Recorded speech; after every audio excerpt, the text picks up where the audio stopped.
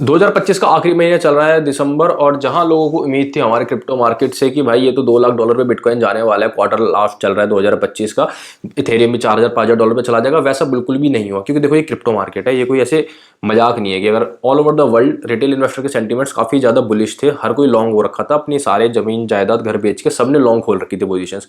और देखो crypto market में क्या होता है ना, जब तक खून के आंसू नहीं रो जाए ना बंदे कि भाई ये क्या हो गया, मेरा 70% पोर्टफोलियो डाउन कैसे हो गया, ये तो मेरा सारा इन्वेस्टमेंट लॉस जा रही है, अपना पैसा निकाल लो जल्दी से क्रिप्टो मार्केट में, तब तक हमारा बिटकॉइन, तब तक हमारा क्रिप्टो मार्केट बुलिश नहीं होता। अभी हमारे बिटकॉइन ने लास्ट अक्टूबर के फर्स्ट वीक में $1,26,000 तक गया था समथिंग, उसके बाद से हर हफ्ते नीचे ही आया है ये। अभी करंटली लास्ट 2-3 हफ्ते से $80,000-85,000 के अराउंड ये चल रहा है, कभी 80, 85, 90 इसी रेंज में चल रहा है अभी बिटकॉइन। और ऐसा नहीं है कि यहाँ से अभी ऊपर जाएगा या फिर ये अभी स्टेबल हो गया, यहाँ से नीचे और गिर सकते हैं। 74,000 पे लास्ट सपोर्ट है बिटकॉइन का, और 74,000 से 74,000 से नीचे आके $72,000-71,000 तक भी आ सकता है। और मैं तो कह रहा हूँ और नीचे आ जाए, 50-55 हज़ार पे भी आ जाए ना, मुझे तो कोई दिक्कत नहीं है। तो 50-55 तक तो नहीं आएगा, लेकिन अगर आ भी जाए तो ये एक अपॉर्चुनिटी ही है अच्छे पैसे कमाने की।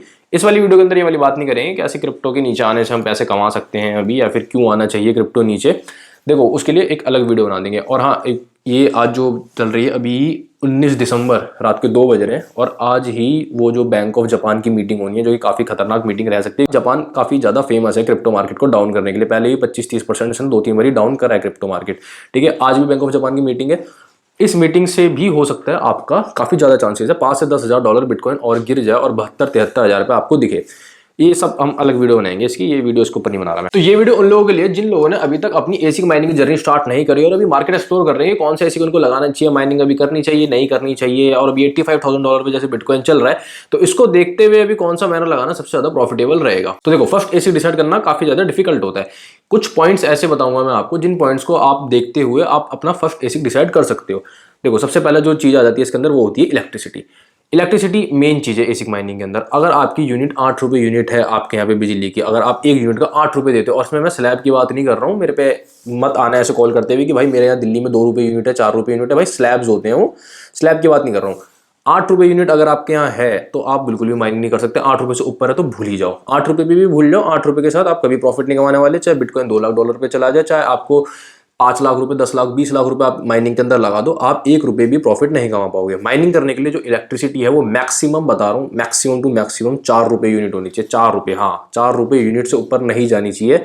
और 4 रुपए के अंदर भी आपका कोई बहुत अच्छा प्रॉफिट नहीं हो जाएगा, हाँ, लेकिन ये है कि ठीक ठाक माइनिंग करके 19-20 थोड़ा बहुत तो आप कमा सकते हो। 4 रुपए से नीचे है, 2 रुपए है तो वेल एंड गुड। और अगर बिल्कुल ही फ्री का कुछ जुगाड़ है, आपके पास सोलर पैनल लगा रखे हैं, कुछ और जुगाड़ है, तो भाई देखो तब आप माइनिंग बढ़िया करके कर सकते हो। तो सबसे पहली चीज तो इलेक्ट्रिसिटी देखनी है। अगर इलेक्ट्रिसिटी नहीं है आपके पास फ्री या फिर 4 रुपए मैक्सिमम तक की, तो माइनिंग भूल जाओ, मत करो बिल्कुल भी। कोई कह रहा है माइनिंग करने को कि आपका क्रिप्टो बन जाएगा, क्रिप्टो की वैल्यू आगे जाके बढ़ जाएगी, तब आपको प्रॉफिट हो, कुछ ही नहीं है। फोन काट दो 4 गाली बक्के सेलर को, बिल्कुल भी मत लेना माइनर अगर नहीं है सस्ती बिजली तो। इलेक्ट्रिसिटी के बाद दूसरा पॉइंट आ जाता है अब आपका बजट।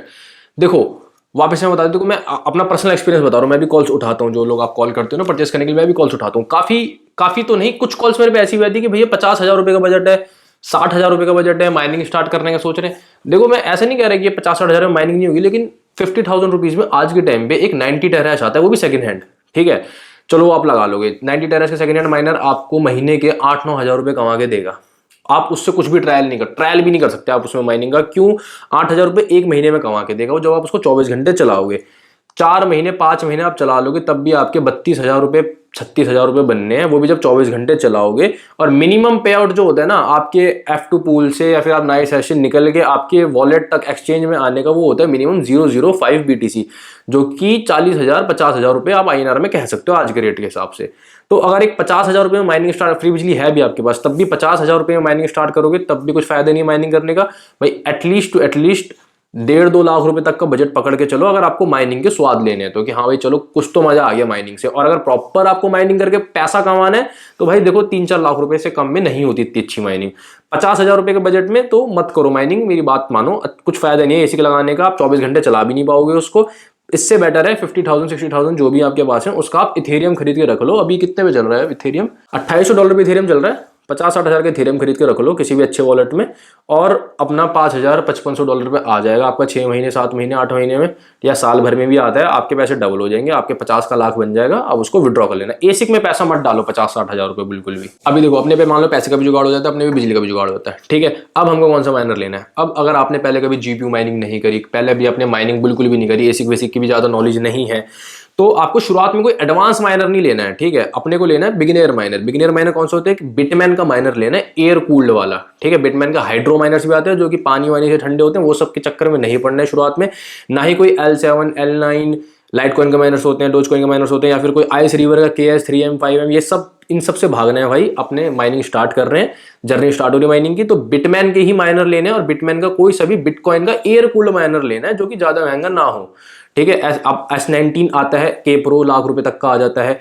S19 में XP भी आता है, हाइड्रो माइनर नहीं लेना अपने को, लिक्विड कूल होते हैं, चलाना आसान नहीं होता, खराब हो जाएगा शुरुआत में माइनर, माइनिंग की आपकी बिल्कुल एक्सपीरियंस खराब हो जाएगा, फिर बोलोगे कि माइनिंग से पैसा नहीं कमा पाया, हमारा तो लॉस हो गया फ्री बिजली होने के बाद भी, ठीक है। तो एडवांस माइनर नहीं लेना आपको, कोई एयर कूल्ड बिटमैन का माइनर लेना है, K Pro या फिर XP या जो भी माइनर लेते हो बिटमैन का, बिटकॉइन माइन करने वाला एयर कूल्ड माइनर लेना है SHA-256 एल्गोरिथम का। फोर्थ पॉइंट, अभी आपके पास लोड की कैपेसिटी कितनी है आपको ये देखना है। जैसे मान लो कि अगर आपका घर का मीटर है, घर के मीटर के ऊपर अगर आप सारी लाइट वाइट ऑफ कर दो, घर में कुछ भी यूजेज नहीं है, तो घर के मीटर के ऊपर, एक अच्छे मीटर के ऊपर आप 3 एसिक चला सकते हो। जो सिंगल फेस की मीटर की बात करूं मैं, 3 से ज्यादा एसिक लगाओगे तो या तो एक आपका मीटर खराब हो जाएगा, या फिर उन चारों एसिक में से कोई एक एसिक खराब हो जाएगा। तो घर के मीटर पर अगर एसिक चला रहे हो तो 3 से ज्यादा आपको एसिक नहीं लगाने। और अगर मैं किलोवाट में बता दूं तो 3 एसिक 9 किलोवाट लेते हैं, 5 किलोवाट के मीटर के ऊपर आप ये 3 एसिक चला सकते हो, एक्सटेंड हो जाता है।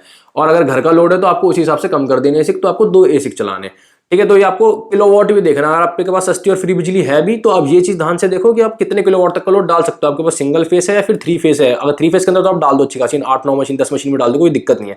लेकिन अगर सिंगल फेस का जुगाड़ है आपके पास तो सिंगल फेस में 3 मशीन से ज्यादा अपने को नहीं लगाने। काफी सेलर्स नहीं बताते ये चीज की भाई कितना फेस है, सिंगल फेस है, 3 फेस है, क्या है, ये सब चीजें जरूरी होती है। तो सिंगल फेस के ऊपर है अगर आप पे बिजली का जुगाड़ तो उस पर 3 से ज्यादा मशीन आप नहीं लगाओगे। हाँ, एक और पॉइंट ऐड कर देता हूँ, सोलर पैनल वाले जो भाई बोलते हैं सोलर पैनल के ऊपर फ्री बिजली हमारी, बिल्कुल सही आइडिया है। सोलर पैनल के ऊपर आप माइनिंग कर सकते हो, अच्छा आइडिया भी है और एक बुरा आइडिया भी है। सोलर पैनल के ऊपर डेडिकेटेड वीडियो प्रॉपर बनाऊंगा मैं, प्रॉपर 2 डेडिकेटेड वीडियो बनाऊंगा सोलर पैनल के ऊपर।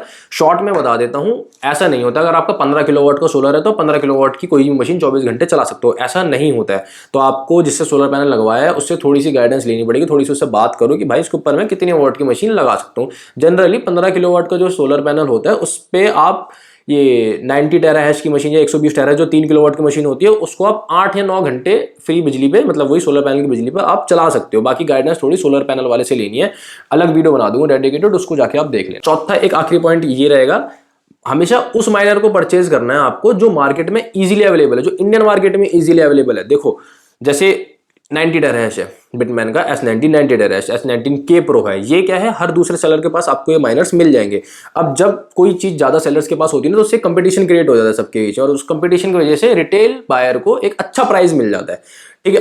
अब ऐसा माइनर कोई अलग से ढूंढ के निकाल के लिया कि भाई मुझे तो S19 XP हाइड्रो चाहिए, आप मेरे लिए पर्सनली मंगा दो। तो जब आप कोई ऐसा माइनर लोगे जो आप ही के लिए स्पेशली ऑर्डर करा जाएगा तो उस माइनर का प्राइस आपको हाई मिलेगा, उसके लिए आपको एक एक्स्ट्रा प्रीमियम पे करना पड़ेगा। तो आप उस माइनर की तरफ जाओ जो मार्केट में इजीली अवेलेबल है, हर किसी सेलर के पास 2-3 सेलर से बात करो, जहां से प्राइस अच्छा लगे, जहां से आपको समझ में आए उस सेलर से परचेज करो। कोई भी ऐसा तिगड़म सा माइनर निकाल के नहीं लिया ना किसी अंग्रेज के यूट्यूब पे वीडियो देखिए कि भाई मेरे को तो सब छोड़ के ये वाला माइनर परचेज करना है, ऐसा कोई माइनर नहीं निकालो। नॉर्मल जो मार्केट में अच्छे माइनर चल रहे हैं K Pro 90 टेराहैश XP ये सब परचेज करना है आपको, जिससे आपको एक अच्छा प्राइस मिल सके, क्योंकि जितना प्राइस आपका ज्यादा होगा उतनी आपकी ROI स्लो हो जाएगी। तो आपको कोशिश करनी है, आपको जो माइनर परचेज करना है कम से कम प्राइस में आप उसको परचेज करो। एक और पॉइंट मैं ऐड करना चाहूंगा सब चीजों के अंदर कि एनवायरमेंट आपको देखना है। कुछ बंदे के पास होते हैं जो घर के ऊपर छत होती है, छत के ऊपर जो कमरा बना हुआ होता है उसके अंदर माइनर लगाते हैं, सर्दियों में तो काफी अच्छा माइनर चलता है, गर्मियों के अंदर हीटिंग इशू आ सकते हैं। फिर कुछ लोग सोचते हैं कि हम अपने घर में जहाँ पे रह रहे हैं वहां पे बिजली का कुछ जुगाड़ है तो वहां पे हम लगा लेते हैं माइनर।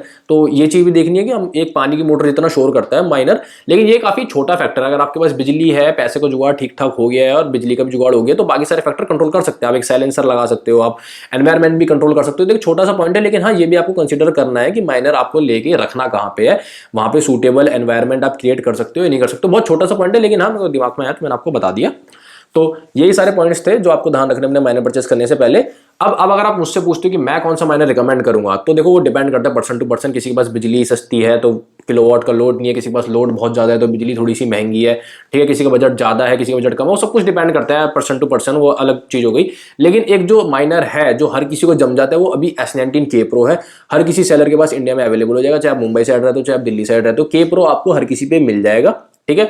अभी 19 तारीख है, 2025 दिसंबर 19 चल रही है। अभी का जो रेट चल रहा है K Pro का वो 85-90-95 हज़ार के आसपास चल रहा है, मतलब 90-95,000 के आसपास आपको K Pro मिल जाता है। अगर आप बिगिनर माइनर हो तो आप K Pro परचेज करो, या फिर 90 टेराहर्ट्ज के ज़्यादा परचेज कर लो अगर आपके पास किलोवाट का लोड है तो। और अगर आप एक एडवांस माइनर कुछ नया ट्राई करना चाह रहे हो तो S19 XP हाइड्रो ले सकते हो, 257 टेराहर्ट्ज, 1.5 लाख के अराउंड आ रहा है, वो भी काफ़ी अच्छा माइनर है।